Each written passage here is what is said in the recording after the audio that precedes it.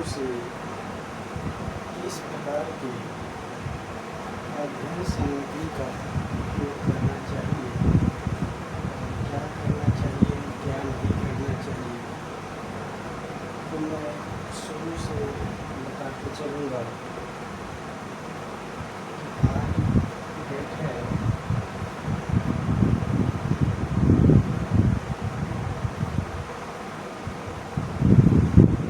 3 तारीख।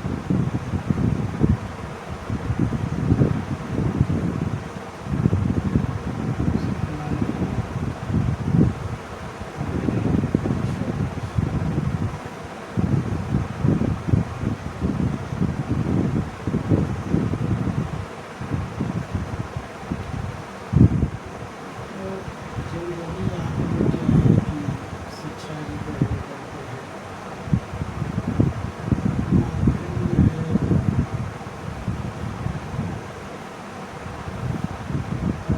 बिहार में 2 प्रकार के चलता है। एक में हिंदी माध्यम से,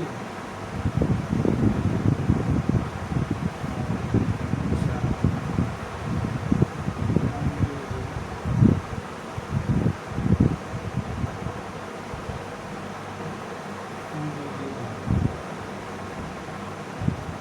और बिहार बोर्ड से एग्जाम देने वाले अधिकतर विद्यार्थी हिंदी मीडियम के होते हैं। और यह मान के चलिए कि 95% विद्यार्थी का इंग्लिश जो है बहुत ही वीक होता है,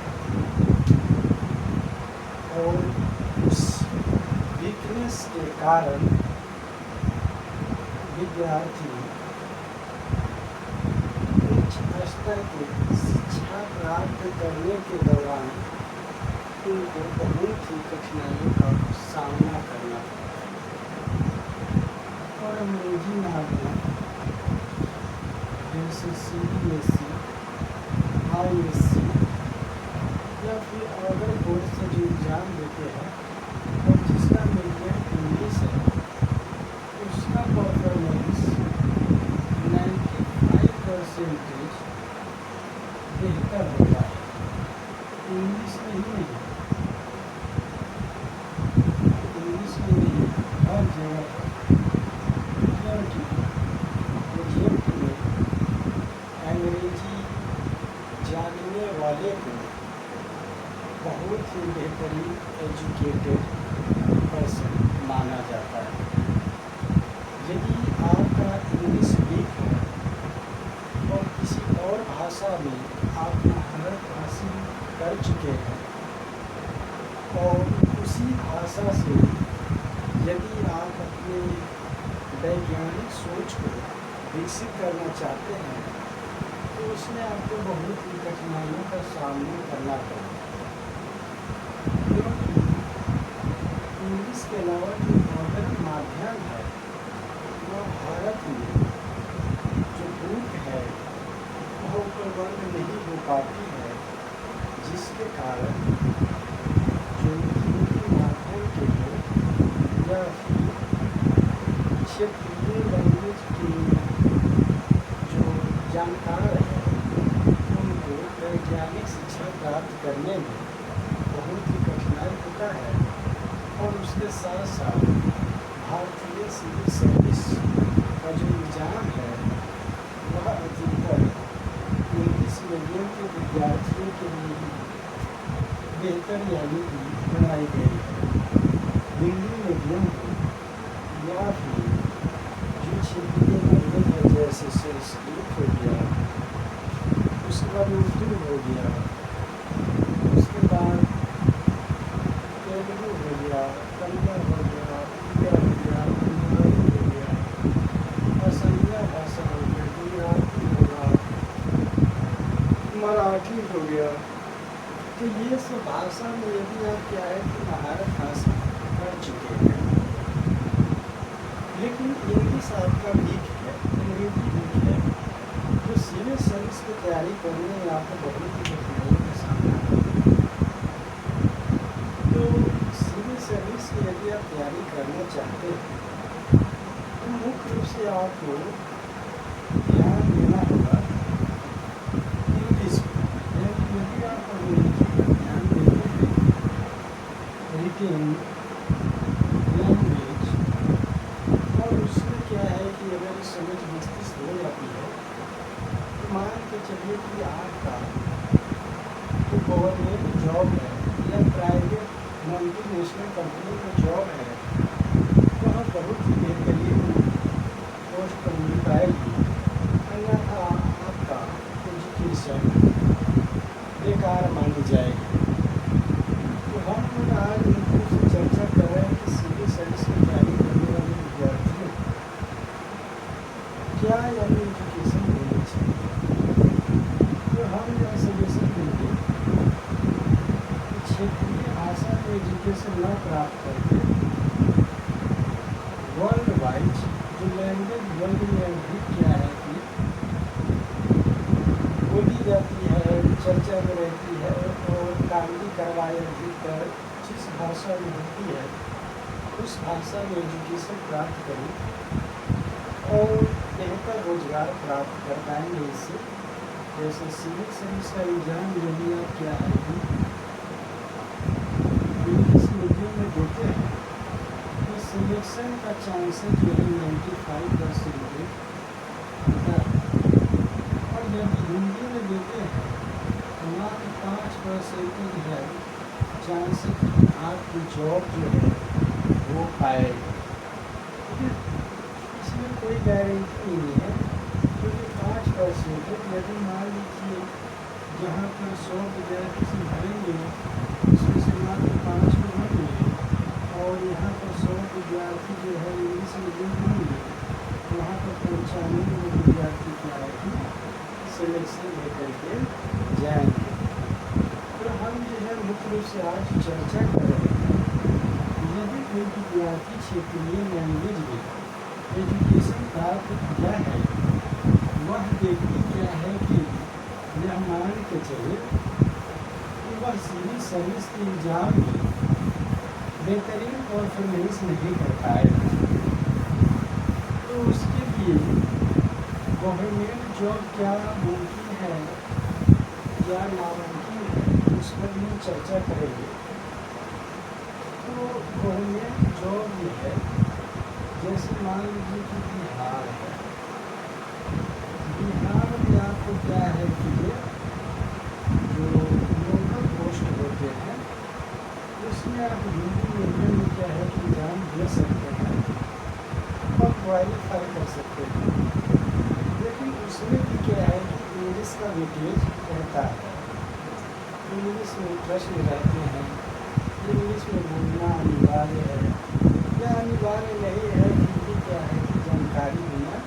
मांगता है। यदि जानकारी नहीं है साफ है, यदि माने नहीं इंग्लिश का कुछ नहीं, तो मान के चलिए क्या ये बिहार में डी ग्रेड के जॉब नहीं प्राप्त कर पाएंगे। तो डी ग्रेड करने का मतलब है कि 4th लेवल का जो जैसे ये हो गया डी ग्रेड का जॉब भी वो प्राप्त कर पाएंगे। डी ग्रेड का जॉब का मतलब होता है शारीरिक श्रम से संबंधित जॉब जो गवर्नमेंट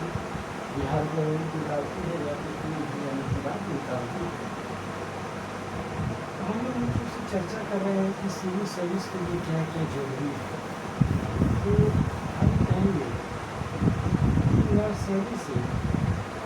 जो आप अपने बच्चों को एजुकेशन देंगे वह एजुकेशन इंग्लिश मीडियम में होना चाहिए,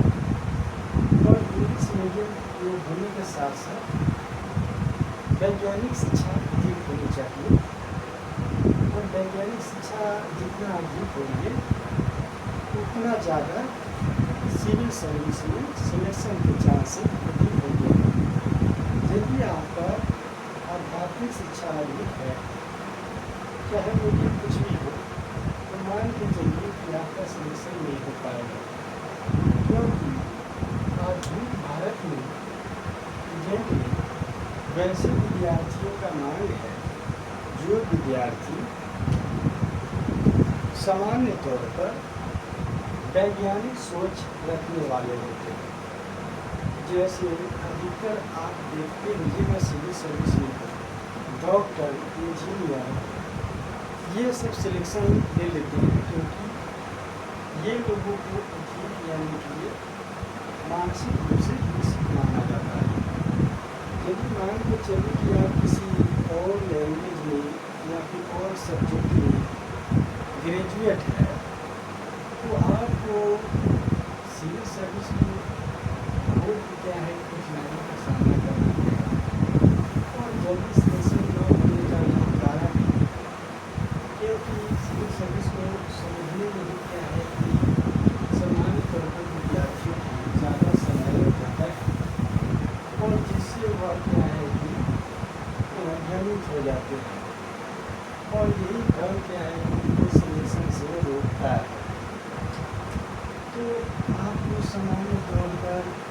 इंग्लिश मीडियम में क्या है कि तैयारी करेंगे या फिर इंग्लिश मीडियम में आप अपना एजुकेशन प्राप्त करेंगे और बेहतरीन ढंग से क्या है कि 12th का एजुकेशन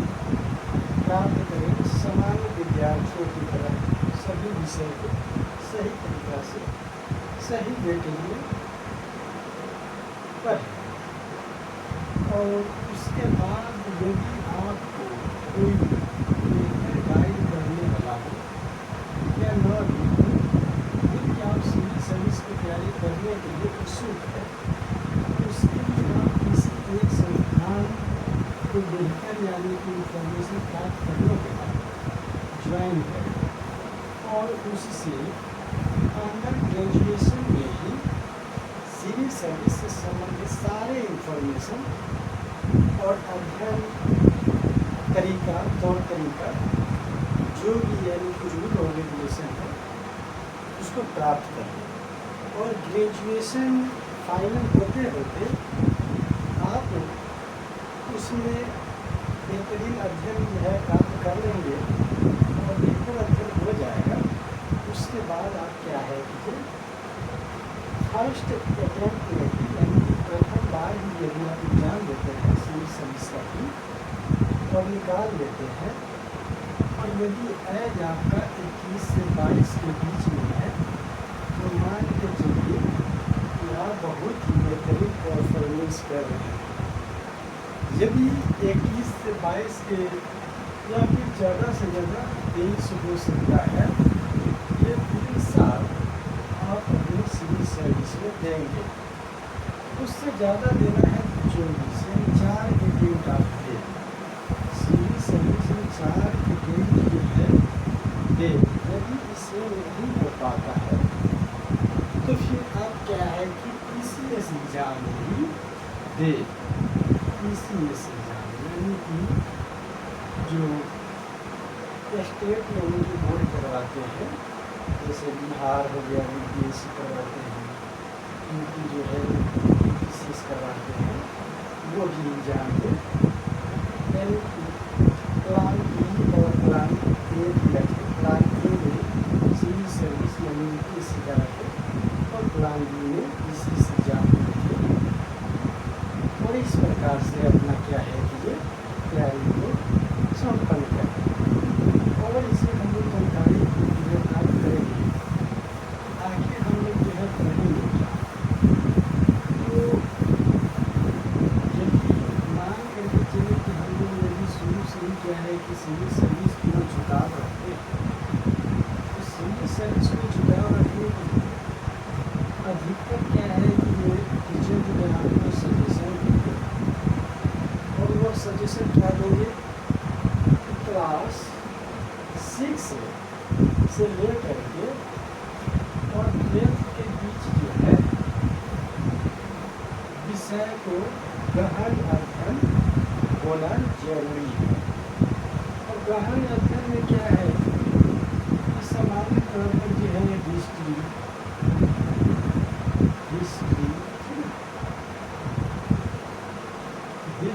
जो है आपको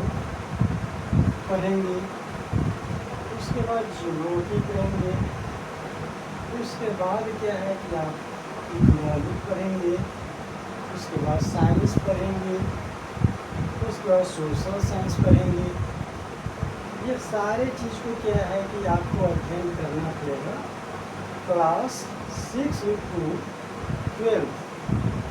यदि आपका मीडियम इंग्लिश है और आपके पास क्लास 6 से 12 तक किसी भी बोर्ड का बुक हो, यदि आप उसको पढ़ लेते हैं तो काम चल जाएगा। लेकिन सामान्य तौर पर अधिकतर टीचर जो है आपको सजेशन देंगे कि NCERT यानी कि नेशनल जो गवर्नमेंट जो है बुक जो है निकालती है, वो नेशनल गवर्नमेंट द्वारा क्या है कि प्रकाशित बुक को ही क्या है कि अधिक वेटेज देते हैं। क्योंकि अधिकतर जो क्वेश्चन बनाने वाले टीचर होते हैं सिविल सर्विस के, वह सरकारी जो बुक होते हैं और गवर्नमेंट द्वारा यानी कि जो जारी की गई होती है, उसी बुक से क्या है कि ये क्वेश्चन डालते हैं एग्जाम में। तो आप लोगों को मुख्य रूप से क्या है कि क्लास 6 to 12 है NCERT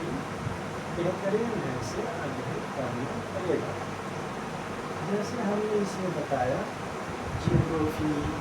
history, science and take,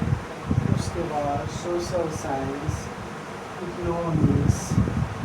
ये सारे पढ़ने पड़ेंगे। फिर उसके बाद करंट अफेयर पढ़ने पड़ेंगे, उसके बाद स्टैंडर्ड बुकिंग करने पड़ेंगे। एम लक्ष्मीकांत जैसे भारतीय यानी कि जो राज्य व्यवस्था, उसके बाद इकोनॉमिक्स गणेश से का आता है, उसके बाद आर्ट एंड कल्चर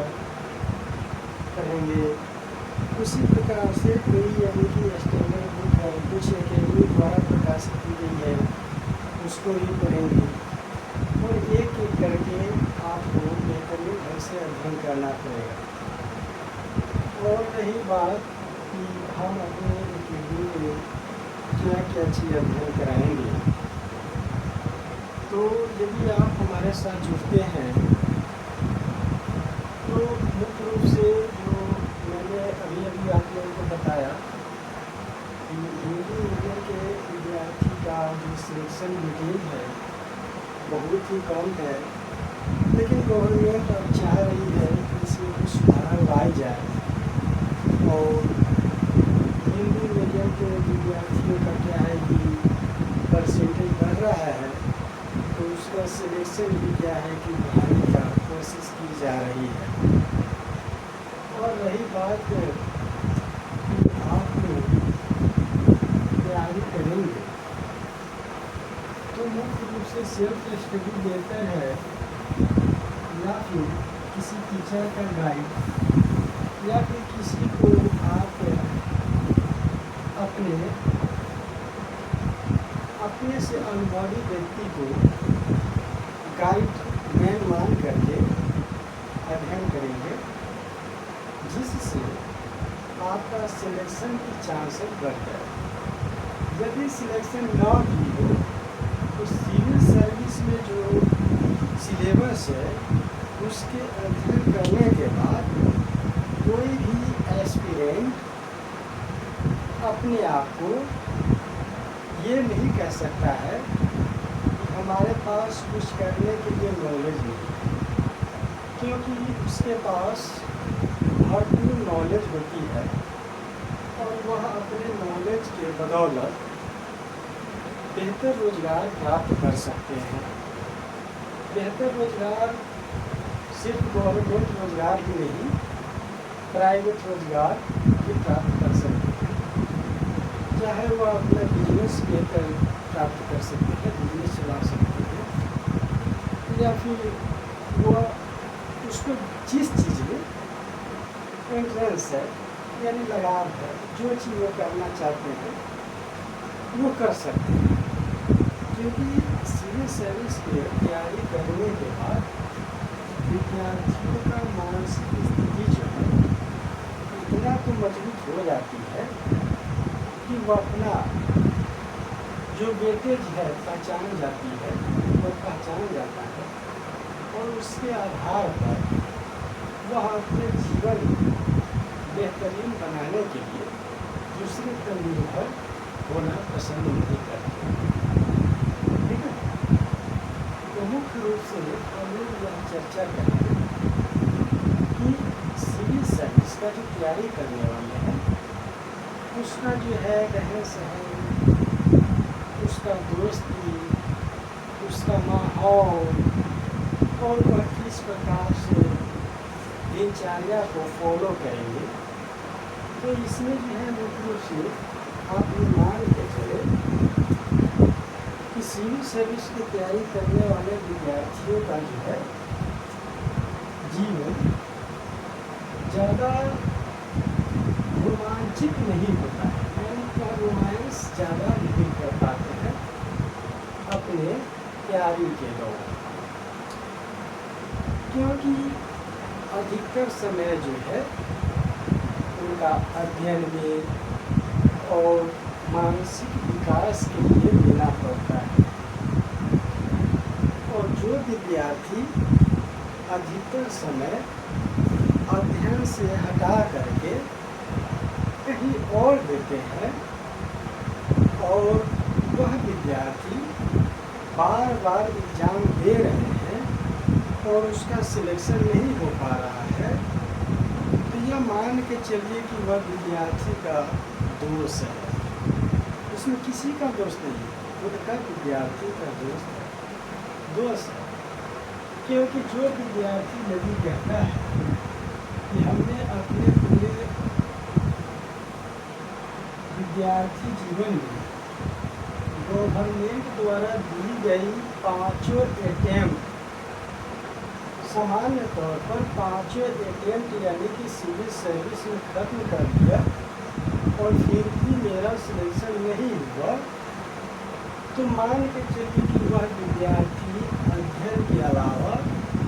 कहीं और अधिक समय दे रहा है। अब कोई भी विद्यार्थी अपना कैरियर को दांव पर लगा करके अध्ययन के अलावा कुछ और चीज कर रहा है, तो इसका मतलब है कि वह अपने आप से खिलवाड़ कर रहा है। और वैसे विद्यार्थी जो 2 से 3 अटेम्प्ट सिविल सर्विस में दे रहा है और PCS एग्जाम जो सिविल सर्विस वाला है उसमें भी 2 से 3 दे रहा है,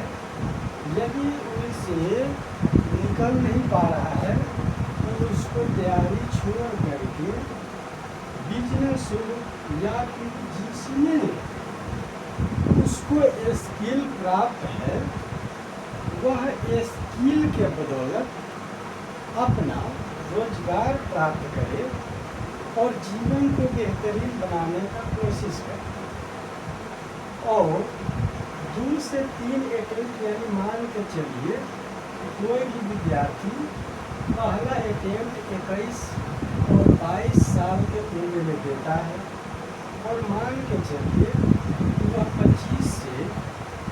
26 साल के बीच तक क्या है कि उन्होंने एग्ज़ाम दिया और नहीं निकला, कोई भी एग्ज़ाम नहीं निकला,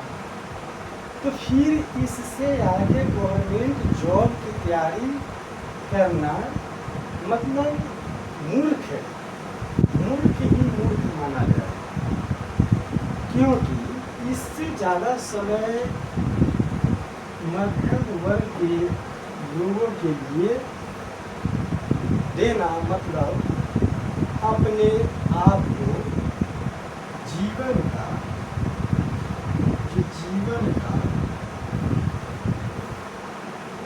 जीवन है वह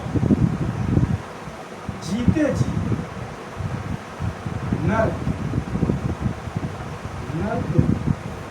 में धकेलना माना जाएगा, क्योंकि आपने 25 से 26 साल, अधिक से अधिक 27 साल आपने गवर्नमेंट जॉब की तैयारी में और एग्ज़ाम देने में बिताया, और इसके बाद भी यदि आप उसमें लगे हुए हैं तो इस इसका मतलब है कि आप जो है संपूर्ण यानी कि जीवन में अपने आप को नाकामयाब घोषित करने की ओर जा रहे हैं। क्यों? यदि आपका जॉब जो है मान के चलिए 30 साल के एज में लग भी जाती है, आपने अपने ऊपर 5 लाख या फिर 7 लाख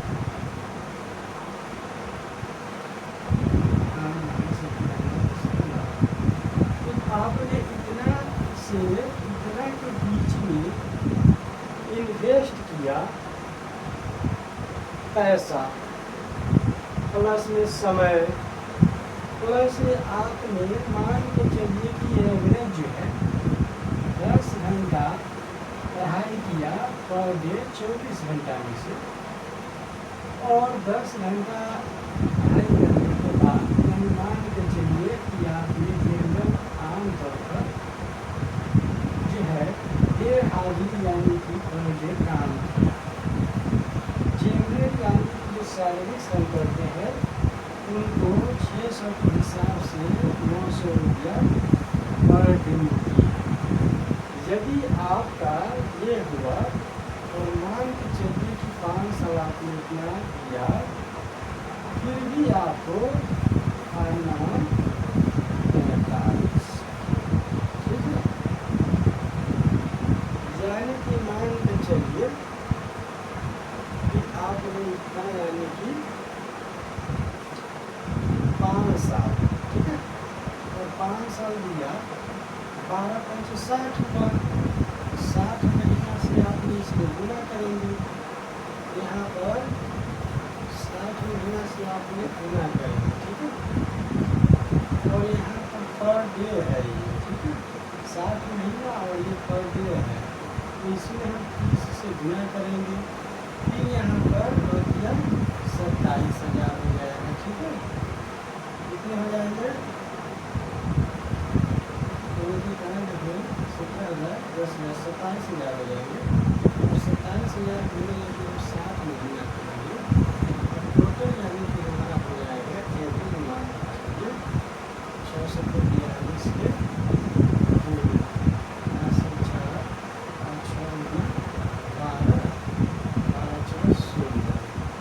यानी मान के चलिए कि 3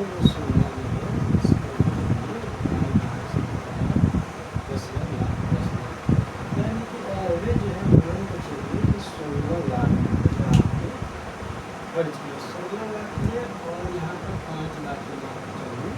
यानी कि 20 लाख यानी कि एवरेज आपने क्या है कि ये खर्च किया अपने एजुकेशन में। और यह करने के बाद यदि आपको कुछ नहीं मिला, सिर्फ अनुभव मिला कि हाँ ये करने से ये होता है, और मान के चलिए इतना खर्च करने के बाद भी यदि आपका पहचान समाज में और अपने साथियों के बीच नहीं बन पा रहा है और नहीं समझ रहा है लोग, तो समझ लीजिए या तो आप क्या है कि ये मूर्ख है, या फिर आप जिसके साथ रह रहे हैं वो मूर्ख प्राणी है जो आपको समझ नहीं पा रहा है, ठीक है। जो आदमी 20 लाख रुपया खर्च करने के बाद भी क्या है ये उसके पास कुछ दिखाई नहीं दे रहा है, उससे बड़ा मूर्ख है, या फिर उसके सामने खड़ा होने वाला मूर्ख व्यक्ति दूसरा कोई नहीं है। या तो सामने वाला नहीं समझ पा रहा है व्यक्ति, हाँ उसने खर्च करके इतना प्राप्त किया है कुछ, या फिर आपने जो खर्च किया आपने, क्योंकि यदि आप इतने दिन में इतने पैसे यदि कमा करके कहीं और जगह इन्वेस्ट करते तो कुछ और जो है प्राप्त कर सकते थे। अब रही बात कि ज्ञान जरूरी है, बिना ज्ञान के क्या है कि पैसा भी क्या है कि ये नहीं अधिक टिक पाता है या फिर आप कितना भी कमा रहे हैं। जैसे मैंने बताया कि देखिए जो है एवरेज 900 रुपया रोज कमाता है, मान लीजिए महीने में 27,000 रुपया कमाया, ठीक है। और 27,000 रुपया कमाया और ज्ञान न होने के कारण उन्होंने क्या है कि उन्होंने 17,000 खर्च कर दिया और 10,000 बचाया। ये भी क्या है कि सामान्य तौर पर मूर्खों की निशानी मानी जाएगी। और यदि कोई व्यक्ति 27 कमाया 20 बचाया तो मान के चलिए युवा व्यक्ति जो है आने वाले समय में कुछ अपने इन्वेस्ट करके रख लेंगे, जिससे उनको लोग पहचान पाएंगे कि हाँ बेहतर ये परफॉर्मेंस कर पाया है और उनका जो है रहन सहन कुछ बेहतर हो जाएगा, यह मान के चलिए। लेकिन ये भी मान के चलिए जो व्यक्ति शारीरिक श्रम करके कमा रहा है और वो कमा करके भी कुछ यानी खर्च भी लेता है, तो फिर भी पूरा जिंदगी तो क्या है कि वह शारीरिक श्रम नहीं बिताएगा, न कि मानसिक श्रम से क्या है कि पैसा अर्जित कर पाएगा, ठीक है। तो ये भी ध्यान में रखेंगे कि मानसिक श्रम करना सबकी बस की बात नहीं है, क्योंकि मानसिक श्रम करने में भी मानसिक विकास का होना भी जरूरी है, ठीक है।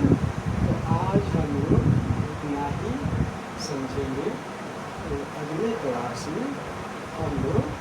सिविल सर्विस के सिलेबस के साथ साथ कुछ मोटिवेशनल बातें जानकारी देंगे और कोशिश हमारा रहेगा जो हमारे साथ जुड़ेंगे उसको किसी भी प्रकार की कठिनाइयों का सामना न करना पड़े। वह सिविल सर्विस की तैयारी करने वाले विद्यार्थी हो या फिर किसी भी प्रकार के श्रम से जुड़े हुए हो, उनके लिए हमारी तरफ से हमेशा सकारात्मक ऊर्जा प्राप्त करने की रणनीति बताई जाए।